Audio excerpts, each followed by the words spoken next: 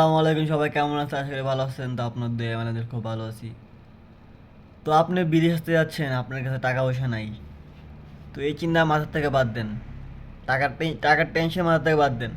টাকার টেনশন করবে আপনার বাংলাদেশ সরকার। এখন যে আইন করছে ওই আইন অনুযায়ী আপনার যদি পাসপোর্ট থাকে, শুধু পাসপোর্টের টাকাটা ম্যানেজ করে পাসপোর্টটা করেন। তারপরে বাকিটা প্রবাসী কল্যাণ ব্যাংক দেখে নেবে।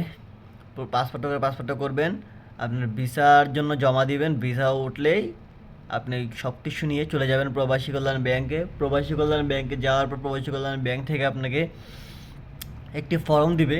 ফর্মটি সুন্দরভাবে সঠিক নিয়মে পূরণ করবেন এবং আপনি একজন জামিনদার নিয়ে যাবেন প্রবাসী কল্যাণ ব্যাংকে।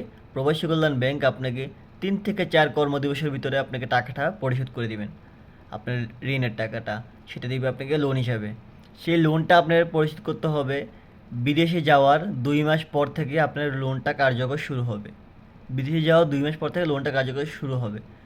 তার মানে কি, আপনি বিদেশে যাবেন কিন্তু আপনার কোনো টাকা লাগতেছে না, টাকা সব দিবে প্রবাসী কল্যাণ ব্যাংক।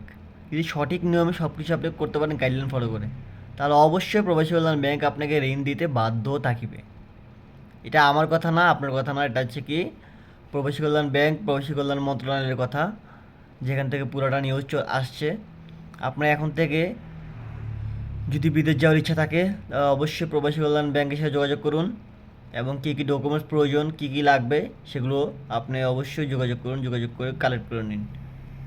আর যদি প্রবাসী কল্যাণ ব্যাংক সংক্রান্ত কোনো আপনাদের সাহায্যর প্রয়োজন হয় তাহলে অবশ্যই আমার কমেন্ট বক্সে জানাবেন, আমি অবশ্যই আপনাদেরকে সাহায্য করব। সবাই ভালো থাকবেন, সুস্থ থাকবেন। আসসালামু আলাইকুম। আজকে ভিডিও পর্যন্তই।